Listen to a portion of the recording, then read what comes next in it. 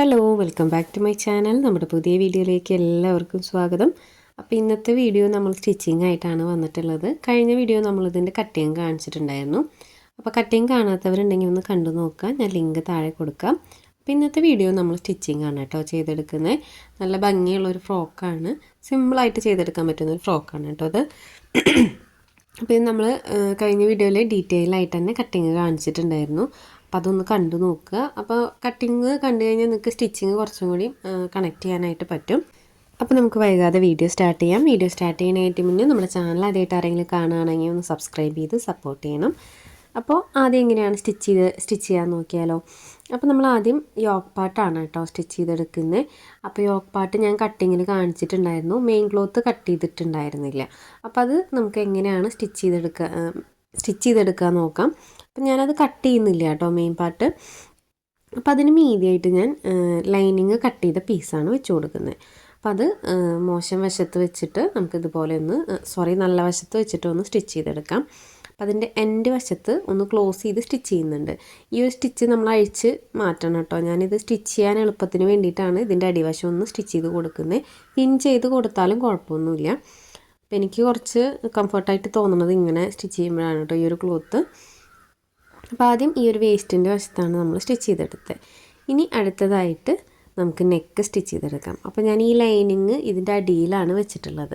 അപ്പോൾ ഈ ഒരു ലൈനിങ് അടിയിൽ വെച്ചിട്ട് മെയിൻ ക്ലോത്ത് അതിന് മീതെ വെച്ചിട്ടാണ് സ്റ്റിച്ച് ചെയ്തെടുക്കുന്നത്. കാരണം ഇത് കറക്റ്റായിട്ട് അളവ് കാണാൻ വേണ്ടിയിട്ടാണ് കേട്ടോ മറച്ച് വെച്ചിട്ടുള്ളത്. അപ്പോൾ ഇനി അടുത്തതായിട്ട് ചെയ്യാൻ പോണത് എന്താണെന്ന് വെച്ച് കഴിഞ്ഞാൽ സെൻറ്ററിൽ ഇതുപോലെ ഒന്ന് പിൻ ചെയ്ത് കൊടുക്കുന്നുണ്ട്. ആദ്യം തന്നെ സെൻറ്ററിൽ പിൻ ചെയ്ത് കൊടുക്കുക. അതിന് ശേഷം നെക്കിന് ചുറ്റും നമുക്ക് ഇതുപോലെ പിൻ ചെയ്ത് കൊടുക്കാം. അപ്പോൾ നമ്മൾ ഈ ഓരോ പിൻ ചെയ്ത് കൊടുക്കുന്നത് നമ്മുടെ ഇഷ്ടത്തിന് ചെയ്ത് കൊടുക്കാം കേട്ടോ. ഇതിപ്പോൾ ഞാനിവിടെ ചെയ്തു എന്ന് പറഞ്ഞിട്ട് നിങ്ങൾ കറക്റ്റ് ഈ ഒരു പൊസിഷനിൽ തന്നെ പിൻ ചെയ്യണമെന്നില്ല. നിങ്ങൾക്ക് സ്റ്റിച്ച് ചെയ്യാൻ എവിടെയാണ് എളുപ്പമായിട്ട് വരുന്നതെന്ന് വെച്ച് കഴിഞ്ഞാൽ അതുപോലെ പിൻ ചെയ്ത് കൊടുക്കുക. ഞാൻ ഇതുപോലെ ഷോൾഡറിൻ്റെ സെൻറ്ററിൽ, രണ്ട് ഷോൾഡറിൻ്റെ സെൻറ്ററിലായിട്ട് പിൻ ചെയ്ത് കൊടുക്കുന്നുണ്ട്. അതുപോലെ തന്നെ ഈ ഒരു ചെസ്റ്റിൻ്റെ ആ ഒരു സെൻറ്റർ പോർഷനിൽ പിൻ ചെയ്ത് കൊടുത്തിട്ടുണ്ട്. നെക്കിന് താഴെയും പിൻ ചെയ്ത് കൊടുത്തിട്ടുണ്ട്. നമുക്ക് ഓരോ തുണികളും സ്റ്റിച്ച് ചെയ്യുമ്പോൾ അതിൻ്റേതായ ബുദ്ധിമുട്ടുണ്ടായിരിക്കും. കോട്ടൺ ഒഴികെ ഏത് തുണി സ്റ്റിച്ച് ചെയ്യുകയാണെങ്കിലും നമുക്ക് ചെറിയൊരു ബുദ്ധിമുട്ടൊക്കെ ഉണ്ടായിരിക്കും ലൈനിങ് ഒക്കെ വെച്ച് അറ്റാച്ച് ചെയ്ത് കൊടുക്കുമ്പോൾ. അപ്പോൾ നമ്മൾ എപ്പോഴും ചെയ്യേണ്ട ഒരു കാര്യം ഇതുപോലെയുള്ള പിന്ന് മേടിച്ച് വയ്ക്കുക. ഈ പിന്നിന് ഒത്തിരി പൈസയൊന്നുമില്ല കേട്ടോ. അപ്പോൾ ഇങ്ങനത്തെ പിന്ന് മേടിച്ച് വയ്ക്കുകയാണെങ്കിൽ എന്ത് ചെയ്യാന്ന് വെച്ച് കഴിഞ്ഞാൽ ഈസി ആയിട്ട് സ്റ്റിച്ച് ചെയ്തെടുക്കാനായിട്ട് പറ്റും. പിൻ ചെയ്ത് കൊടുത്തൊന്ന് സേഫാക്കി വെച്ച് കഴിഞ്ഞാൽ ബാക്കിയുള്ള വശങ്ങൾ നമുക്ക് സ്റ്റിച്ച് ചെയ്യുമ്പോൾ തുണി തെന്നി പോവാതിരിക്കും. അപ്പോൾ ഇങ്ങനത്തെ ഒരു പിന്ന് എല്ലാവരും മേടിച്ച് വെക്കുന്നത് നല്ലതായിരിക്കും കേട്ടോ. അപ്പോൾ ഇതുപോലെ ഞാൻ പിൻ ചെയ്ത് കൊടുത്തതിന് ശേഷം ബാലൻസ് നിൽക്കുന്ന ഭാഗങ്ങളൊക്കെ ഒന്ന് റഫാക്കി കട്ട് ചെയ്തെടുത്തിട്ടുണ്ട്. നെക്കാണ് കേട്ടോ നമ്മളിപ്പോൾ സ്റ്റിച്ച് ചെയ്തെടുക്കുന്നത്. നെക്ക് ഞാൻ ഇതുപോലെ നെക്കിൻ്റെ ഷേപ്പിലൊന്ന് സ്റ്റിച്ച് ചെയ്തെടുക്കുന്നുണ്ട്. ഞാനിവിടെ റൗണ്ട് ഷേപ്പാണ് കേട്ടോ കൊടുത്തിട്ടുള്ളത്. നിങ്ങൾ ഏത് നെക്കാണോ കൊടുത്തതെന്ന് വെച്ചാൽ അതുപോലെ സ്റ്റിച്ച് ചെയ്തെടുക്കുക. അതൊരു ഡബിൾ സ്റ്റിച്ച് കൊടുത്തെടുത്തിട്ടുണ്ട്. നെക്സ്റ്റ് നമുക്ക് ചെയ്യാനുള്ളത് ഇതിൻ്റെ ഉൾവശം കട്ട് ചെയ്ത് മാറ്റുക എന്നുള്ളതാണ് കേട്ടോ. അതായത് മെയിൻ ക്ലോത്തിൻ്റെ ഉൾവശം നമ്മൾ നെക്കിന് കട്ട് ചെയ്തെടുത്തിട്ടില്ല. അപ്പോൾ അത് നമുക്ക് സ്റ്റിച്ചിങ്ങിന് ശേഷം കട്ട് ചെയ്തെടുക്കാമെന്നാണ് പറഞ്ഞിട്ടുണ്ടായിരുന്നത്. കാരണം അങ്ങനെ ചെയ്തെടുത്തില്ലെങ്കിൽ ചിലപ്പോൾ ഈ ഒരു തുണി തെന്നിപ്പോവും. അതുപോലെ ഇങ്ങനെ നൂല് പിന്നിപ്പോരും ഈ ഒരു ക്ലോത്ത്. ക്രോസ് പീസായിട്ടൊന്നും കട്ട് ചെയ്യാൻ ഇത് എളുപ്പമല്ല കേട്ടോ. അപ്പോൾ നെക്കൊക്കെ കട്ട് ചെയ്യുമ്പോൾ ക്രോസ് ആയിട്ട് വരുമല്ലോ. അപ്പോൾ അതുകൊണ്ട് തന്നെ നമ്മൾ സ്റ്റിച്ച് ചെയ്തതിന് ശേഷമാണ് കട്ട് ചെയ്ത് മാറ്റുന്നത്. കട്ട് ചെയ്ത് മാറ്റിയിട്ട് നമ്മൾ കട്ടിങ്സ് ഇട്ട് കൊടുക്കുന്നുണ്ട് മൊത്തത്തിൽ. ഇനി ഇത് കട്ടിങ്സ് ഇട്ട് കൊടുത്തതിന് ശേഷം പിന്നൊക്കെ ഊരിയെടുക്കാം. പിന്നെ ഊരിയെടുത്തിട്ട് ഇത് മറച്ചിട്ടെടുക്കണം. അപ്പോൾ മറച്ചിട്ടെടുക്കണതിനായിട്ട് മുന്നേ നമ്മൾ ഈ ഒരു താഴത്തെ സ്റ്റിച്ച് അഴിച്ചു കൊടുക്കണം കേട്ടോ. അപ്പോൾ ഞാൻ ഇത് സേഫായിട്ട് എനിക്ക് സ്റ്റിച്ച് ചെയ്യാൻ എളുപ്പത്തിന് വേണ്ടിയിട്ടാണ് ഞാൻ താഴെ ഈ ഒരു സ്റ്റിച്ച് ഇട്ട് കൊടുത്തത്. അപ്പോൾ നിങ്ങൾക്കത് താല്പര്യം ഉണ്ടെങ്കിൽ ഇട്ട് കൊടുത്താൽ മതി. അതല്ലാതെ ഒന്ന് പിൻ ചെയ്ത് കൊടുത്തിട്ട് സ്റ്റിച്ച് ചെയ്യണമെങ്കിൽ അങ്ങനെ ചെയ്യാം. അപ്പോൾ എനിക്ക് കുറച്ചും കൂടി ബെറ്ററായിട്ട് തോന്നിയത് ജസ്റ്റ് ഒരു സ്റ്റിച്ച് ഇട്ട് കൊടുക്കുന്നതാണ് കേട്ടോ. അപ്പോൾ അത് നമുക്ക് സ്റ്റിച്ച് ചെയ്ത് കഴിഞ്ഞിട്ട് അയച്ച് കളയാമല്ലോ. അത് കുറച്ച് വലിയ നൂലിട്ടിട്ടൊന്ന് സ്റ്റിച്ച് ചെയ്തെടുത്താൽ മതി. കുറച്ച് അകലത്തിൽ സ്റ്റിച്ച് ചെയ്തെടുത്താൽ മതി. അപ്പോൾ ഇതുപോലെ ഞാൻ ആ ഒരു താഴത്തെ സ്റ്റിച്ച് അഴിച്ച് മാറ്റിയിട്ടുണ്ട്. ഇനി ഇത് മറച്ചിട്ടെടുക്കാം. കണ്ടോ. അപ്പോൾ ഇതുപോലെ മറച്ചിട്ടെടുക്കുന്നുണ്ട്. മറച്ചിട്ടെടുത്തിട്ട് എന്ത് ചെയ്യണമെന്ന് വെച്ച് കഴിഞ്ഞാൽ ഇത് പതിച്ചടിച്ച് കൊടുക്കണം കേട്ടോ. നെക്ക് കറക്റ്റായിട്ട് പതിച്ചടിച്ച് കൊടുത്തില്ലെങ്കിൽ ഈ ഒരു ക്ലോത്ത് കറക്റ്റായിട്ട് നിൽക്കുകയില്ല. കാരണം എന്താണെന്ന് വെച്ച് കഴിഞ്ഞാൽ തുണി ഇങ്ങനെ ഇച്ചിരി ഉയർന്ന് നിൽക്കുന്ന ടൈപ്പ് ആയതുകൊണ്ട് അത് വൃത്തിക്ക് നിൽക്കില്ല. അപ്പോൾ നമ്മളത് ഒപ്പം തന്നെ പതിച്ചടിച്ച് കൊടുക്കുക.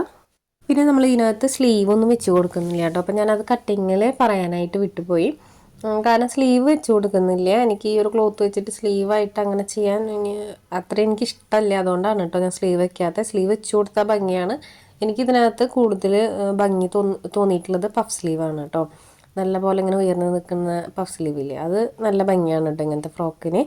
ഞാൻ ഇതിനകത്ത് അങ്ങനെ ചെയ്യണില്ല. അപ്പോൾ ഇതുപോലെ നെക്ക് ഞാനൊന്ന് പതിച്ചടിച്ച് കൊടുത്തിട്ടുണ്ട്. ഇനി അടുത്തതായിട്ട് ഇതിൻ്റെ അടിവശം കൂടി ഒന്ന് സ്റ്റിച്ച് ചെയ്തിട്ടൊന്ന് സെറ്റാക്കി വെക്കാം.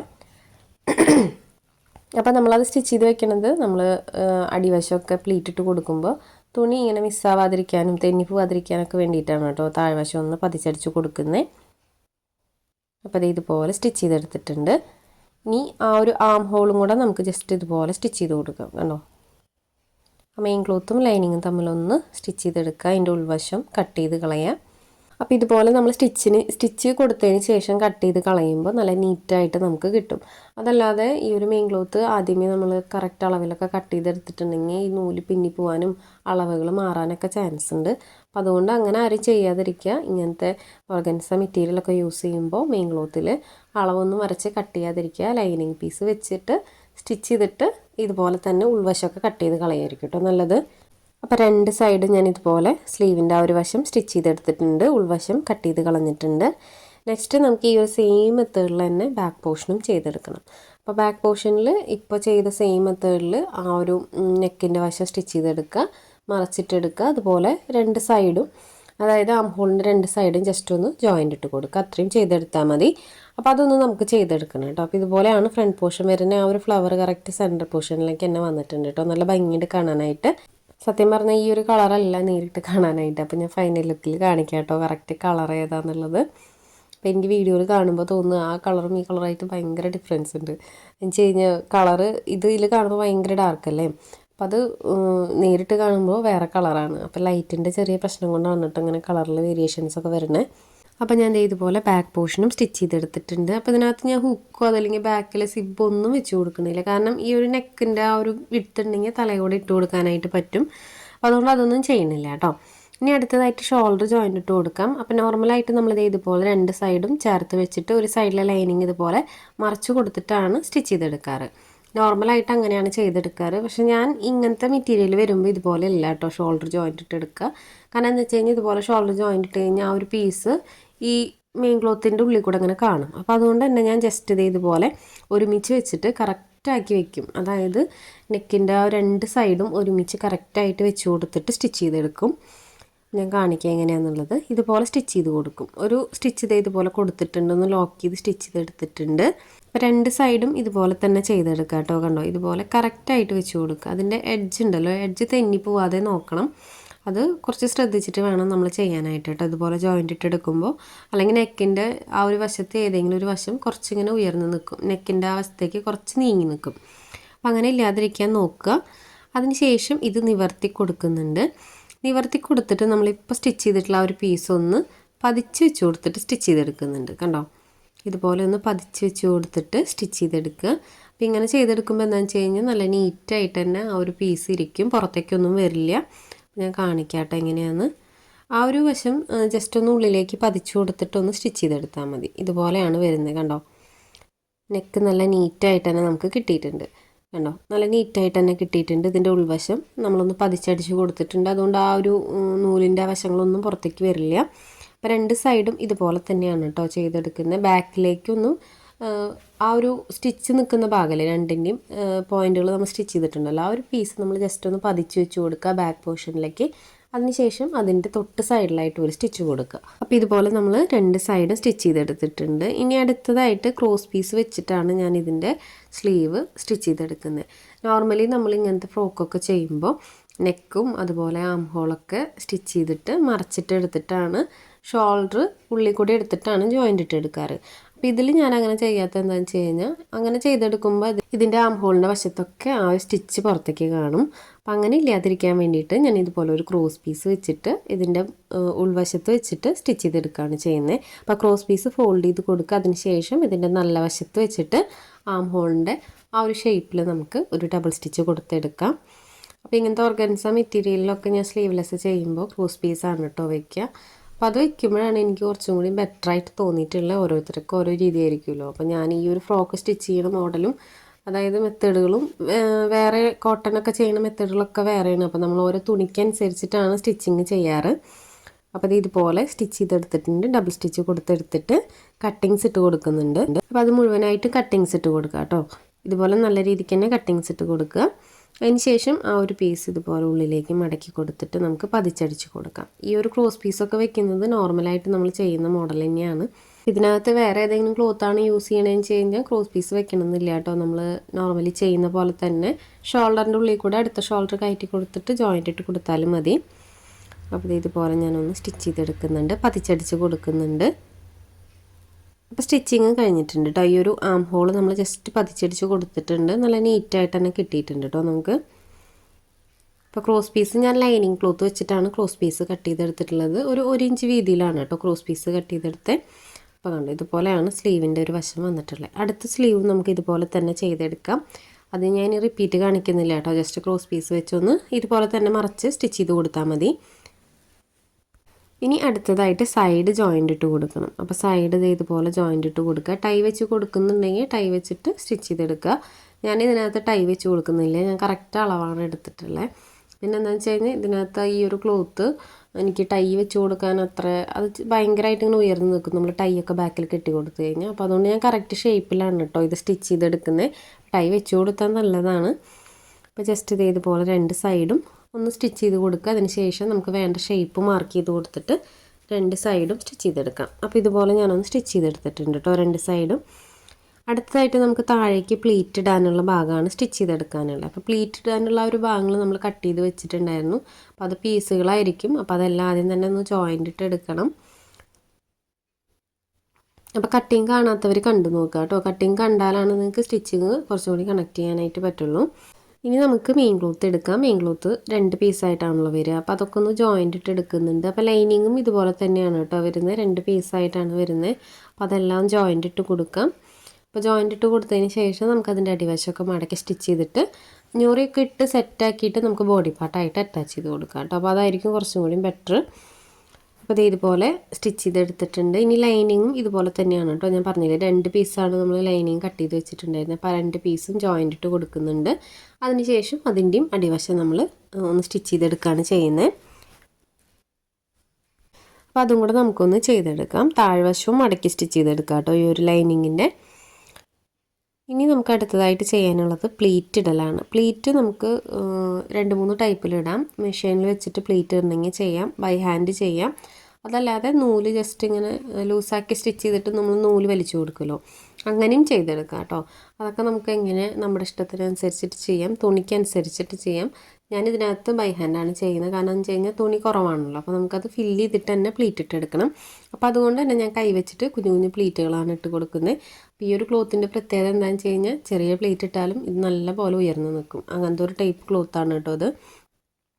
ഇതിനകത്തൊരു 4-5 ഫ്ലവറാണ് എനിക്ക് ആ ഒരു 4-5 ഫ്ലവർ തന്നെ ഉള്ളൂ കേട്ടോ. നമുക്ക് ആ ഒരു സ്കേർട്ടിൻ്റെ പാർട്ടില്ലേ, അതായത് ബോട്ടം പീസിലേക്ക് കിട്ടിയത് ഒരു 4-5 ഫ്ലവറാണ്. ഫുള്ളായിട്ട് ഇങ്ങനെ ഫില്ല് ചെയ്തിട്ടൊന്നും നമുക്ക് ഫ്ലവർ കിട്ടിയിട്ടില്ല കേട്ടോ ഇതിനകത്ത്. അപ്പോൾ 2 പീസ് ഞാൻ ഇതുപോലെ ചെയ്തെടുത്തിട്ടുണ്ട്, പ്ലീറ്റ് ഇട്ട് എടുത്തിട്ടുണ്ട്. ഇനി ഇത് നമുക്ക് സ്റ്റിച്ച് ചെയ്തെടുക്കാം. അപ്പോൾ അതിനായിട്ട് നമ്മൾ ലൈനിങ്ങിനകത്ത് മെയിൻ ക്ലോത്ത് വെച്ച് കൊടുക്കുന്നുണ്ട്. കറക്റ്റായിട്ട് ലൈനിങ്ങിന് മീതിയായിട്ട് മെയിൻ ക്ലോത്ത് വെച്ച് കൊടുക്കുക. ആ ഒരു വേസ്റ്റിൻ്റെ വശമില്ലേ അത് കറക്റ്റാക്കി ഫില്ല് ചെയ്തെടുക്കണം കേട്ടോ. അതായത് നമ്മൾ ബോഡി പാർട്ട് സ്റ്റിച്ച് ചെയ്ത് വെച്ചിട്ടുള്ള ആ ഒരു വേസ്റ്റിൻ്റെ അളവിലേക്കായിരിക്കണം നമ്മളിപ്പോൾ ഈ 2 പീസും പ്ലീറ്റ് ഇട്ട് എടുത്തിട്ടുള്ളത്. ഇനി ഈ ഒരു ലൈനിങ്ങും മെയിൻ ക്ലോത്തും തമ്മിൽ മൊത്തത്തിലൊന്ന് സ്റ്റിച്ച് ചെയ്തെടുക്കാം. ആ വേസ്റ്റിൻ്റെ വശം മൊത്തത്തിലൊന്ന് ജോയിൻ്റ് ഇട്ടെടുക്കാം.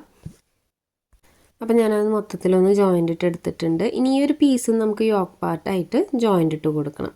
അപ്പോൾ അതും കൂടെ കഴിഞ്ഞാൽ നമ്മുടെ ഫ്രോക്കിൻ്റെ സ്റ്റിച്ചിങ് ഒക്കെ ഓൾമോസ്റ്റ് കഴിയും. അപ്പോൾ ഇതിൽ പ്രത്യേകിച്ച് കുറേ കാര്യങ്ങൾ ഇനിയൊന്നും ചെയ്യാനില്ല കേട്ടോ. ഇത്രയേ ഉള്ളൂ ഈ ഒരു ഫ്രോക്കിൽ. അപ്പോൾ ഇതുപോലെ സ്റ്റിച്ച് ചെയ്ത് വെച്ചിട്ടുണ്ട്.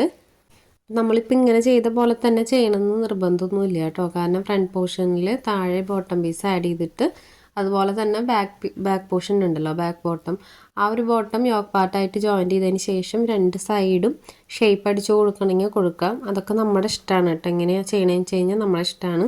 അപ്പോൾ എനിക്ക് കുറച്ചും കൂടി കുട്ടികളുടെ ഫ്രോക്കിന് കുറച്ചും കൂടി നല്ലത് ഇങ്ങനെ ചെയ്യണതാണ് തോന്നിയിരിക്കുന്നത്. കാരണം എന്ന് വെച്ച് കഴിഞ്ഞാൽ ഇങ്ങനെ ചെയ്യണമെങ്കിൽ കുറച്ചും കൂടി ആ ഒരു വേസ്റ്റിൻ്റെ വശമൊക്കെ കാണാൻ കുറച്ചും കൂടി ഭംഗിയുണ്ടായിരിക്കും. അപ്പോൾ ഇതുപോലെ ചെയ്തെടുത്തിട്ടുണ്ട്. ഇനി നമുക്കിത് യോക്ക് പാർട്ടായിട്ട് ജോയിൻ്റ് ഇട്ട് കൊടുക്കാം.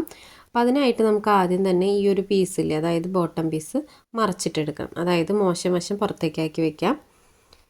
അതിനുശേഷം ഈ ഒരു യോക്ക് പാർട്ടിൻ്റെ നല്ല വശം പുറത്തേക്കാക്കി എടുക്കാം. കണ്ടോ, യോക്ക് പാർട്ടിൻ്റെ നല്ല വശം ഒന്ന് പുറത്തേക്കാക്കി എടുക്കുക. അപ്പോൾ ഇതിലെല്ലാവർക്കും കൺഫ്യൂഷൻ വരുന്നത്, അപ്പോൾ ഇത് ശ്രദ്ധിച്ചാൽ നിങ്ങൾക്ക് ക്ലിയർ ആവും കേട്ടോ. ഇനി നല്ല വശം പുറത്തേക്കാക്കിയതിന് ശേഷം ഇനി ഈ ഒരു വേസ്റ്റിൻ്റെ വശം ഉണ്ടല്ലോ അത് ഓപ്പൺ ചെയ്തിട്ട് നമുക്കിത് ഉള്ളിലേക്ക് വെച്ച് കൊടുത്തിട്ട് കണ്ടോ കറക്റ്റായിട്ട് ആ വേസ്റ്റ് റൗണ്ട് ഒന്ന് ഫില്ല് ചെയ്ത് സ്റ്റിച്ച് ചെയ്തെടുക്കാം. അപ്പോൾ ഇതൊക്കെ പിൻ ചെയ്ത് കൊടുത്ത് ചെയ്യണമെങ്കിൽ ചെയ്യാം കേട്ടോ. നമുക്ക് അത് കറക്റ്റായിട്ട് കൺട്രോൾ ചെയ്ത് ചെയ്യാൻ പറ്റുന്നുണ്ടെങ്കിൽ ചെയ്യാം. അതല്ലാതെ ഇതിൻ്റെ വേസ്റ്റ് റൗണ്ട് മൊത്തം യോക്ക് പാർട്ടും അതുപോലെ ബോട്ടം പീസൊക്കെ ആയിട്ട് പിൻ ചെയ്തിട്ട് സ്റ്റിച്ച് ചെയ്യണമെങ്കിൽ ചെയ്യാം. അതൊക്കെ നമ്മുടെ ഇഷ്ടത്തിന് ചെയ്തെടുക്കാം. അപ്പോൾ നമ്മുടെ ഫ്രോക്കിൻ്റെ സ്റ്റിച്ചിങ് എല്ലാം കഴിഞ്ഞിട്ടുണ്ട്. അപ്പോൾ ഇതാണ് ഫൈനൽ ലുക്ക്. അപ്പോൾ ഞാൻ കളറിൻ്റെ കാര്യം പറഞ്ഞില്ലേ, നല്ല ചേഞ്ച് ഉണ്ട് കേട്ടോ കളറിൽ. അപ്പോൾ ഇത് വളരെ സിമ്പിളായിട്ട് ചെയ്തെടുക്കാൻ പറ്റുന്ന ഒരു ഫ്രോക്കാണ്. ഓർഗൻസ മെറ്റീരിയൽ വെച്ചിട്ടാണ് നമ്മൾ ഈ ഒരു ഫ്രോക്ക് ചെയ്തെടുത്തിട്ടുള്ളത്. 1.25 മീറ്ററാണ് യൂസ് ചെയ്തിട്ടുള്ളത്. അപ്പോൾ ഇതിൻ്റെ കട്ടിങ് കാണാത്തവരുണ്ടെങ്കിൽ കണ്ടു നോക്കുക, ഞാൻ ലിങ്ക് താഴെ കൊടുക്കാം. അപ്പോൾ ഇന്നത്തെ വീഡിയോ ഇത്രയേ ഉള്ളൂ. വീഡിയോ എല്ലാവർക്കും ഇഷ്ടപ്പെട്ടു വിചാരിക്കുന്നു. വീഡിയോ ഇഷ്ടപ്പെട്ടാൽ ലൈക്ക് ചെയ്യാനും കമൻറ്റ് ചെയ്യാനും മറക്കരുത് കേട്ടോ. അപ്പോൾ നിങ്ങൾ സമയമുള്ളപ്പോൾ കണ്ടിട്ട് ട്രൈ ചെയ്ത് നോക്കുക. റിവ്യൂസൊക്കെ നമ്മുടെ കമൻറ്റ് ബോക്സിൽ ഇടുക. ഒത്തിരി വീഡിയോസ് നമ്മുടെ ചാനലിലുണ്ട്. സമയമുള്ളപ്പോൾ കണ്ടു നോക്കിയിട്ട് എല്ലാം ഒന്ന് ട്രൈ ചെയ്ത് നോക്കണേ. റിവ്യൂസ് കമൻറ്റ് ബോക്സിലിടാൻ മറക്കരുത്. അപ്പോൾ അടുത്ത വീഡിയോ ആയിട്ട് ഉടനെ തന്നെ വരാം. അതുവരേക്കും ബൈ.